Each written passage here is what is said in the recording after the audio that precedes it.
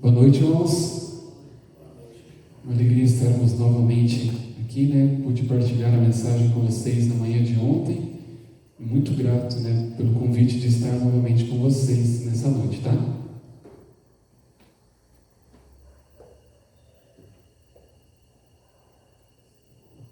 Ontem nós falamos um pouquinho sobre sonhos, Sobre sonhos, sobre sonhar. Falamos especificamente sobre a vida de José, que era um homem de Deus, um homem acima de tudo, que tinha seus sonhos, seus planos, seus objetivos pautados na vida eterna.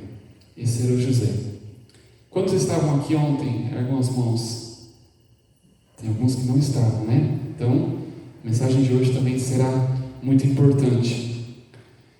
Eu me deparei na semana passada com essa notícia aqui, esse dado, Como fazer que as pessoas gostem de mim? É uma das dúvidas mais buscadas no Google no ano de 2019, que encerramos aí há menos de uma semana. Isso revela algumas coisas para a gente. Logo que eu li essa matéria, eu tirei um print ali, salvei a reportagem, procurei algumas outras fontes e confirmei, que uma das frases, um dos dados mais buscados, o terceiro, na verdade, mais buscado de todo o ano passado no Google foi: como fazer com que as pessoas gostem de mim?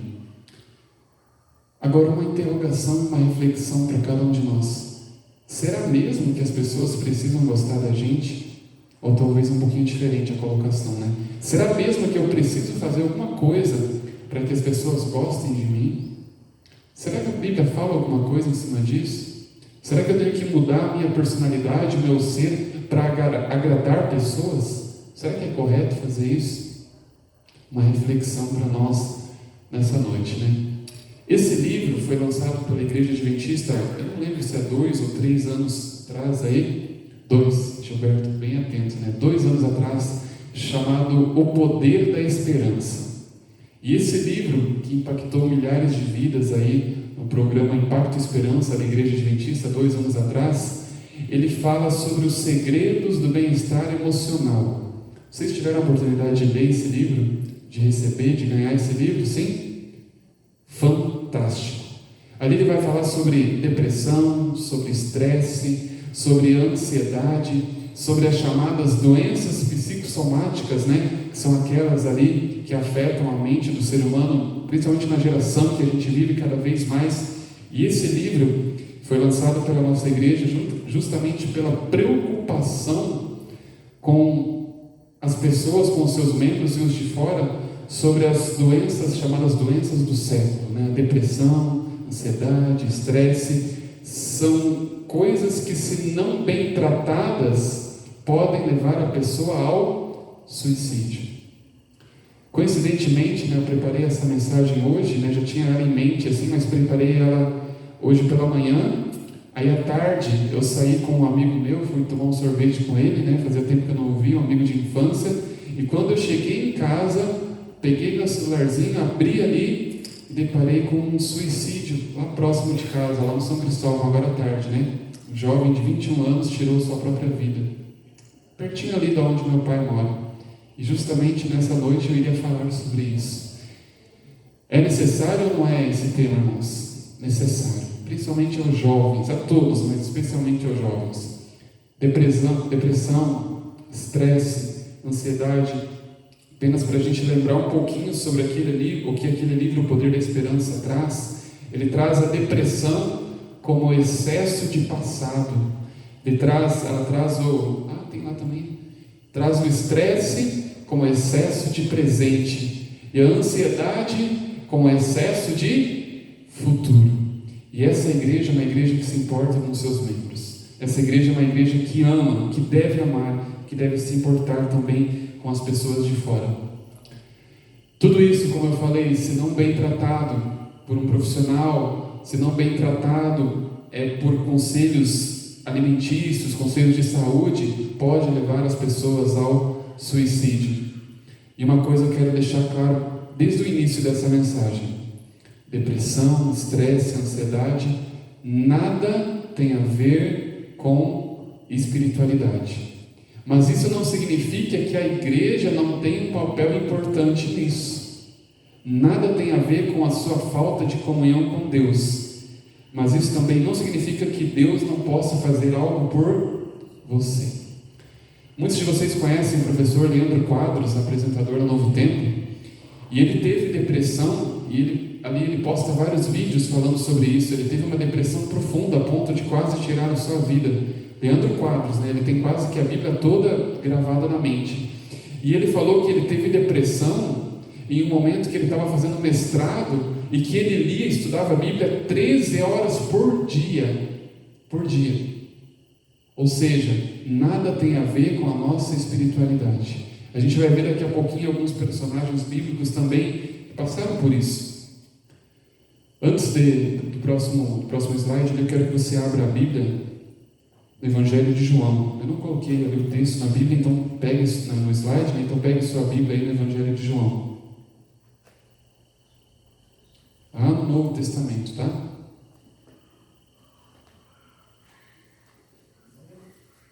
João capítulo 6.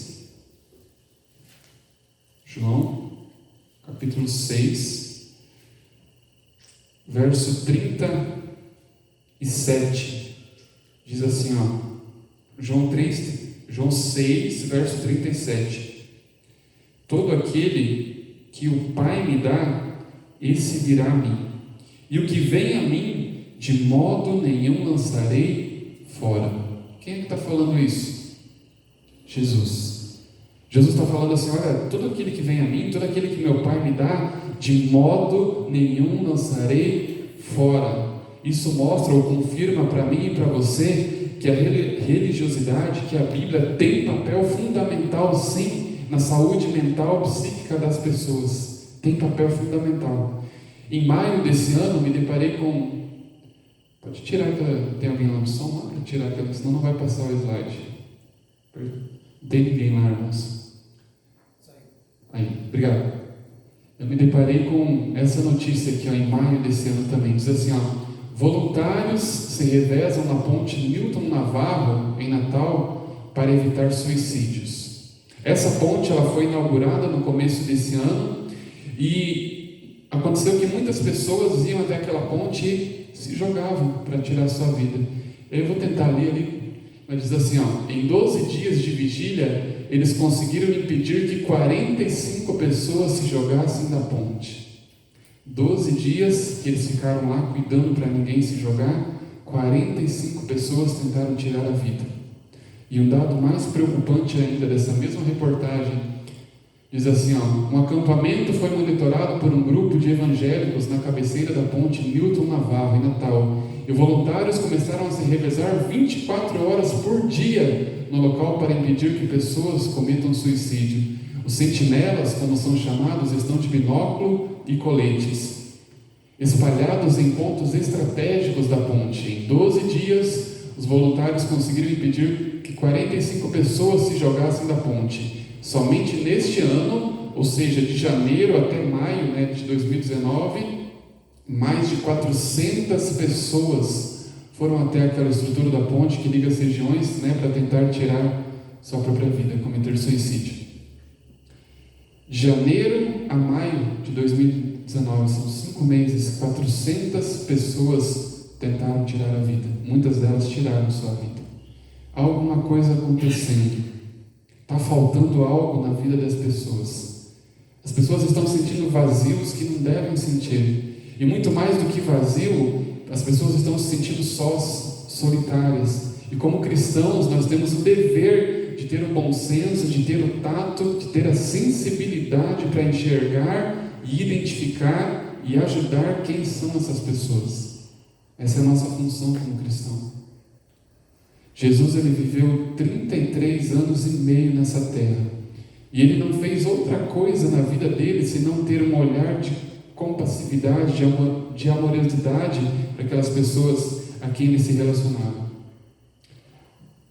Tem outro dado, a reportagem ela segue ali.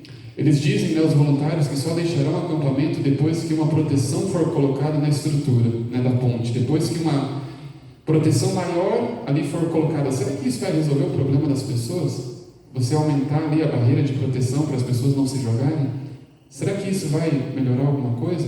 Talvez evite que uma criança ou outra, por curiosidade, venha cair ali, mas o problema é muito maior do que isso.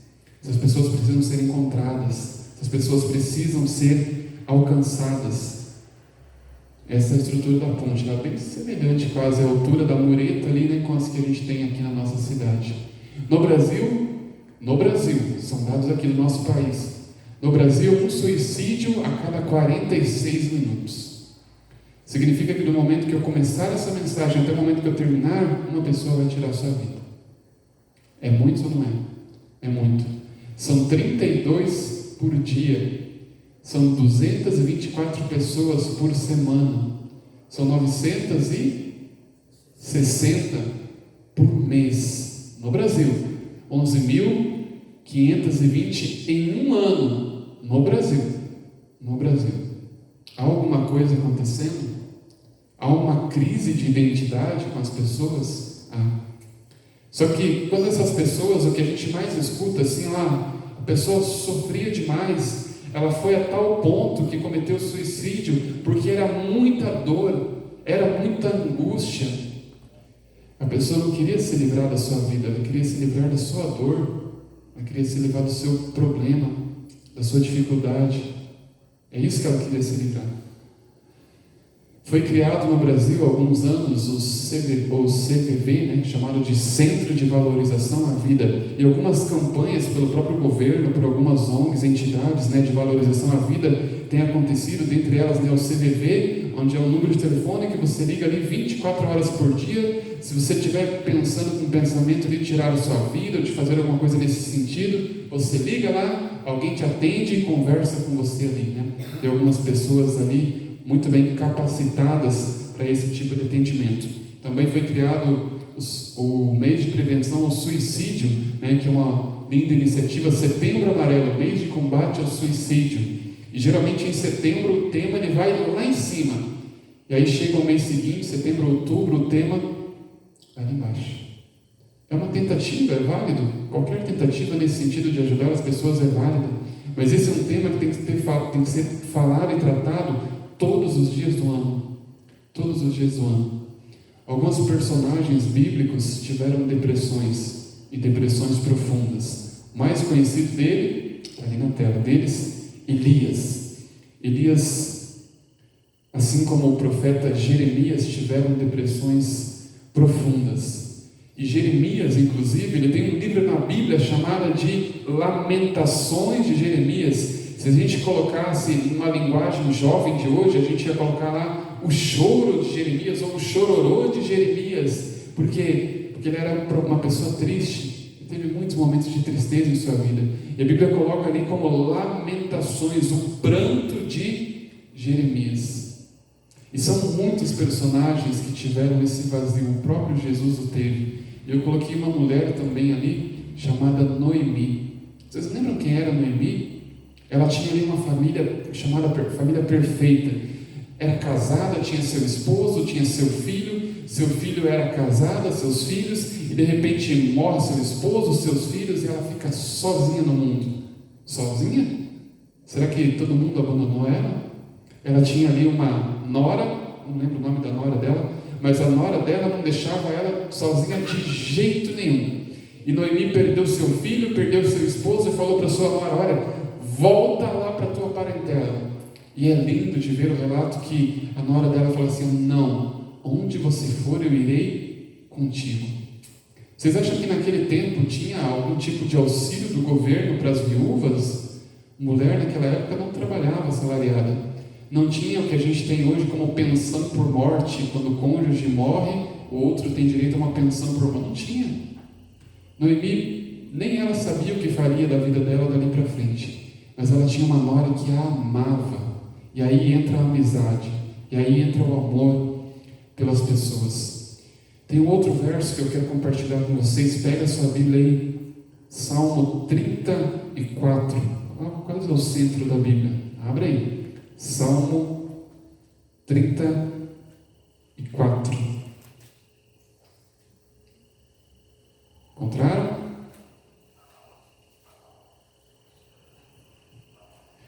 Salmo 34, verso 17, diz assim: Clamam os justos, e o Senhor os escuta, e os livra de todas as suas tribulações. Perto está o Senhor dos que têm o coração quebrantado, e salva os de espírito oprimido. Perto está o Senhor dos que têm o coração quebrantado. Traduzindo para a linguagem de hoje, Deus está perto daqueles que sofrem, daqueles que têm um vazio no seu coração onde nada preenche, nada. Deus conhece essas pessoas, Deus sabe quem são, e ainda que o mundo esteja contra a pessoa, ela esteja isolada do mundo, a promessa bíblica é de que Deus conhece o coração quebrantado. Ele conhece, Ele sabe. Tem uma pessoa na Bíblia, um personagem, que disse assim, minha alma está profundamente triste até a morte. Quem foi? Jesus. É interessante que ele não disse isso sozinho para si mesmo. Ele disse isso porque estava rodeado de amigos. Para os seus 11 discípulos naquele momento, Judas já tinha saído para traí-lo. E ele disse assim, lá em Marcos capítulo 14, verso 34, minha alma está profundamente triste até a morte. Forte, né? Pesado. É por isso que Jesus entende o nosso vazio, porque Ele passou pelo que a gente passa. Ele passou coisas muito piores, muito mais grandiosas no sentido do sofrimento do que a gente hoje passa. E às vezes a gente tem a tendência de falar assim, mas eu não aguento mais. Aguenta sim. Lá em 1 Coríntios 13, 10, 10, 13 fala que não vos sobreveio tentação ou provas que não fossem humanas. Você pode, você consegue, ainda que você fale assim, eu não aguento mais. Você aguenta. Eu e você aguentamos. Eu e você conseguimos. Queridos, há alguns passos que como cristão, como pessoa, como ser, nós temos que fazer. Só nós temos o domínio de nossas ações. Ou seja, ninguém pode fazer por nós aquilo que a gente pode fazer. Nós temos o direito de garantir a nós mesmos o direito de errar. Garanta você o direito de errar. Por quê? Porque muitas vezes é o erro que leva as pessoas a uma depressão. Muitas vezes são escolhas, são consequências de ações, de coisas, de atitudes que a gente toma distantes da vontade de Deus, alheios à vontade de Deus, e aí vem a consequência, e às vezes a pessoa não se perdoa. Talvez um casamento frustrado, um filho que não está no caminho que deveria, um emprego que eu deixei. Se dê o direito de errar. Se dê o direito de errar. O erro faz parte. A senhora Ellen White tem uma expressão muito linda, que falando do sofrimento, ela fala assim, acaso não sabeis vós que as provações menores fortalecerão o vosso coração para as provações maiores que certamente virão sobre vocês no tempo do fim? As pequenas provas do dia a dia, elas preparam o nosso coração para algo muito maior que virá. As pequenas provas do dia a dia, elas nos projetam ou nos elevam a uma condição de suportar melhor aquilo que virá dali para frente. Não é assim? É assim que funciona. É assim. E Jesus, Ele fala assim, como a gente leu no primeiro verso, olha, aquele que vier a mim, de modo nenhum lançarei fora. Agora, como falar para uma pessoa de Jesus, uma pessoa que está lá no fundo do poço, uma pessoa que não quer saber de religião, uma pessoa que pensa em tirar a sua própria vida, como falar de Jesus para ela? Haja, ore, coloque seu ombro ali e fale, olha, eu estou aqui com você não está sozinho. Essas pessoas precisam ser identificadas, essas pessoas precisam ser amadas, precisamos amar melhor e mais intensamente essas pessoas. Jesus, Ele nos percebe, Ele nos nota. Então a gente está liberto da miserável necessidade de sermos notados por alguém. Ninguém precisa nos notar. Aquela primeira notícia que eu coloquei lá, como fazer as pessoas gostar de mim, para um cristão isso aí não deve funcionar. As pessoas devem gostar de você porque você é, pelo seu bom testemunho. Hoje em dia as pessoas elas têm uma necessidade de serem vistas. Elas postam uma foto na rede social ali, e a cada 2, 3 minutos, né, eu trabalho com jovens, e eu sei que é assim, eu dou aula para jovens, a cada 2, 3 minutos eles estão olhando, 5 curtidas, 8 curtidas, 10 curtidas. Elas têm uma necessidade de ser notada pelas outras, mas Cristo percebe você, então você está liberto dessa necessidade de ser notado pelos outros, essa miserável necessidade, né, de sermos notados pelos outros. Há um pensamento que dizia assim, que como se Jesus estivesse falando, olha, filhinhos, para as pessoas que estão sofrendo, né? Filhinhos, conheço as vossas dores, enfrenteis vossas lutas, conheço as vossas lágrimas, pois eu também as chorei. Aqueles pesares demasiados profundos para serem desafogados em algum ouvido humano, eu os conheço. Não penseis que estáis perdidos e abandonados. Ainda que a sua dor não encontre eco em nenhum lugar da terra, olhai para mim e viverás. Olhai para mim e viverás. Esse é o convite de Jesus. Tenha certeza de que alguém, em algum lugar, precisa de você. Por mais que às vezes você pensa que está precisando de ajuda, mas há alguém em situação muito pior do que você. Tenha certeza disso. Alguém, em algum lugar, precisa de você. A gente vive tão ansioso, eu mesmo tenho muita ansiedade muitas vezes, e a gente vai para a Bíblia e a gente vê lá, não andeis ansiosos de coisa alguma. A gente anda preocupado com as contas, com os boletos, principalmente para quem está desempregado, né? E aí a gente vai lá para a Bíblia e diz assim, ó, não andeis preocupados por coisa alguma. Observaste as aves dos céus, elas não semeiam, não colhem, nem ajuntam em celeiro, contudo vosso Pai Celeste as sustenta. Quem tem um amigo como Jesus não precisa de mais nada. Ele é o nosso melhor amigo. E eu repito pela 3ª vez, Jesus percebe você, então você está liberto da necessidade de ser notado por alguém. Tenha um olhar sensível. Veja quem são essas pessoas que estão sofrendo e, como cristão, tente ajudar. Faça uma oração, mostre que você está ali, mas não deixe mais jovens como o de hoje, de 21 anos, no auge da vida, tirar sua vida. A vida que a gente tem de mais precioso. A gente pode ter casa, carro, tudo, mas a vida é única, é única. Deus nos abençoe nessa noite, que nós possamos ter esse olhar de sensibilidade para os nossos amados, para os nossos queridos. Vamos ter mais um louvor agora? E aí a gente estará orando. O nome da Nora é Ruth? Ruth, obrigado, irmão. Obrigado. Nora de Noemi, tá? Essa história é fantástica na Bíblia.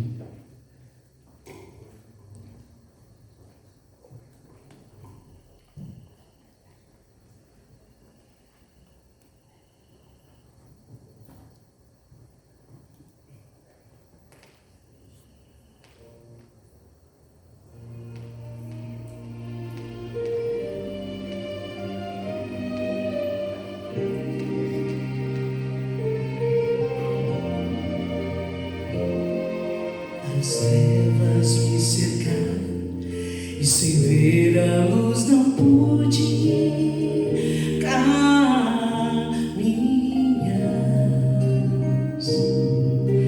E em meu desespero a dura solidão me fez chorar.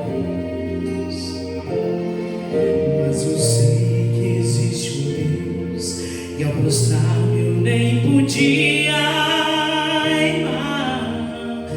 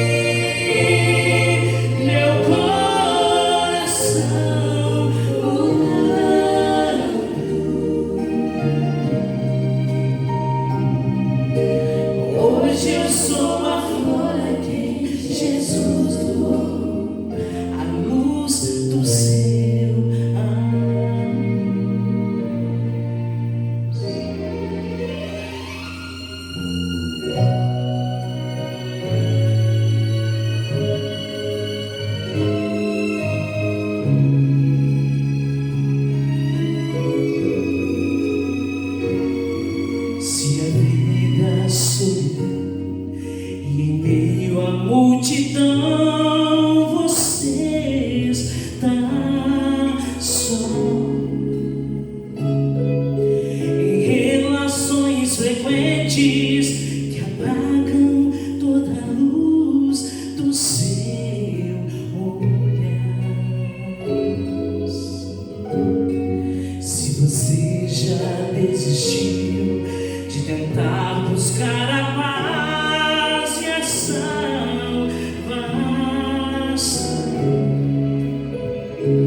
creia em mim quando eu lhe digo que Jesus fará você se levantar. Sinta brilhar a luz que aquece o mundo. Deixe que o sol renove o seu olhar. É bom sentir seu coração mudando.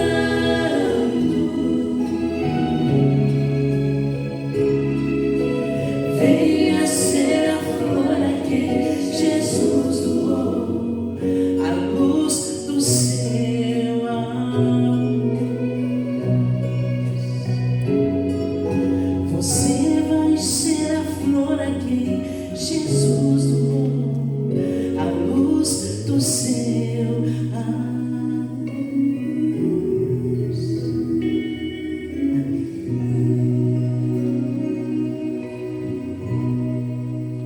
Vamos ficar em pé, vamos orar.